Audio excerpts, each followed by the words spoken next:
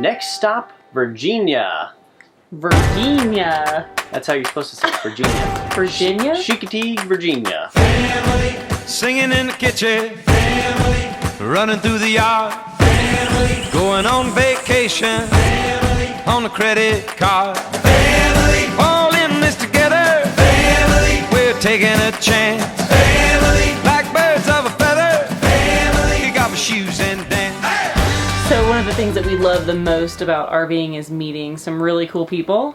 And we met these great people and they invited us to come and stay on their property on Chincoteague Island in Virginia. So we stayed there for a couple of nights and it was awesome, and they had horses that were roaming free. Yeah, the area is known for wild horses, and their estate was no different. You'd have to come through this gate and then it was just horses that kind of walked around. They had some horses in a fenced-in area, and I'm guessing those were more domesticated. And then they had other horses that were just roaming free, and they were very personal and I would say borderline aggressive. And at first it was fascinating, like, oh my gosh, these horses are walking around. And then we got a carrot and gave one to one of the horses, and he became our best buddy. Right? Yeah. A little too much.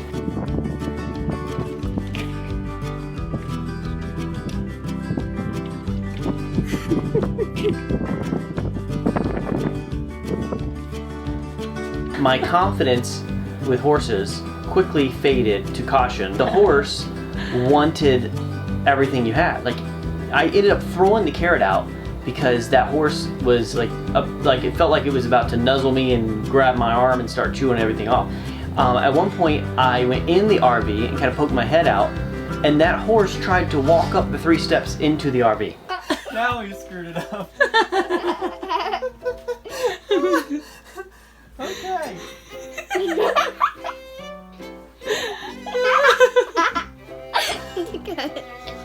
Okay, chew.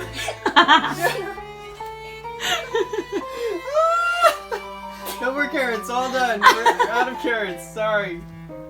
Except the one Eli dropped. Okay, go back. Just gonna push his head a little bit. He had his head in there, he's kind of like, hey, what up? And I tried to push him a little bit, but that's, you know, when you're pushing a 2,000-pound animal, you don't want to mess it up, you know? Right, no. And so I was trying to figure out, like, where do I press? So I tried, like, pressing the front of it. That seemed like a good idea, but then it wasn't really responding, and I was like, I don't want to mess its nose up or whatever it is.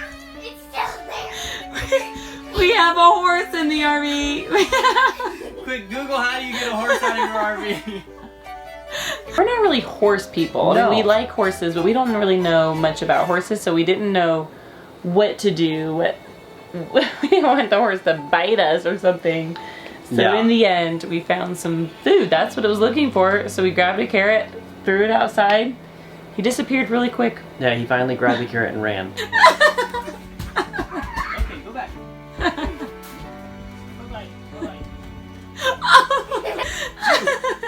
Chew, girl. We're out of carrots. Grab me another carrot and I'll toss it out there. Okay. Okay. Move back, Lacey. Okay. We got it out. We did it. Here, it's gone. You got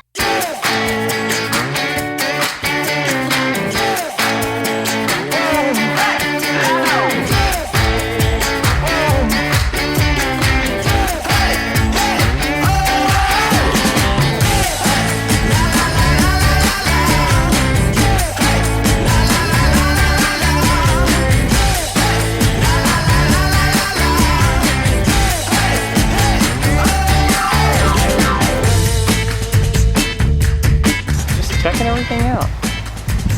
What a friendly horse, though, huh? They're friendly.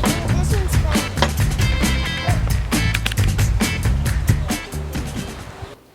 So the couple that we were staying with owns a boat tour company, and they invited us to go take a tour on their boat, and it was really great.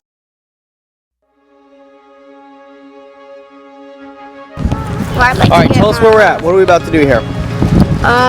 We're about to go on a boat tour. Alright, where did this wind come from? I don't know, but it's 20 miles per hour. Wow.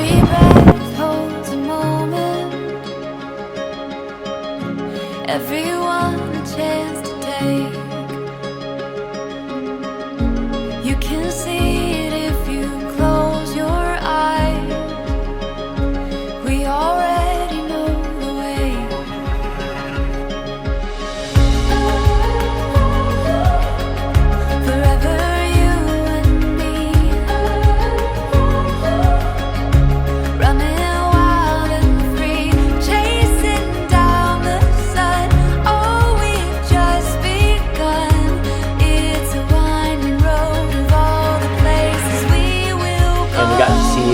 horses on the islands. He talked about how the horses, once a year they bring them all through the water in this big parade, and they check the horses over, you know, do this whole medical thing. It was a neat experience. You know, the idea of horses on an island, I don't think I'd ever heard of that prior to going to Chincoteague, Virginia.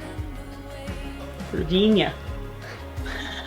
One of the things we're learning is to be a little bit more outgoing, because you find that not only are you going to benefit more from connecting with people, but other people are very friendly and very willing to have you over to their place, and that makes life a lot more fun.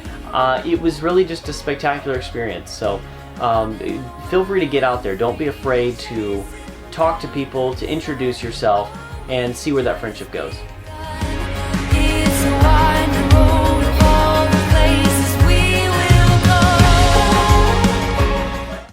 Tell me about that again.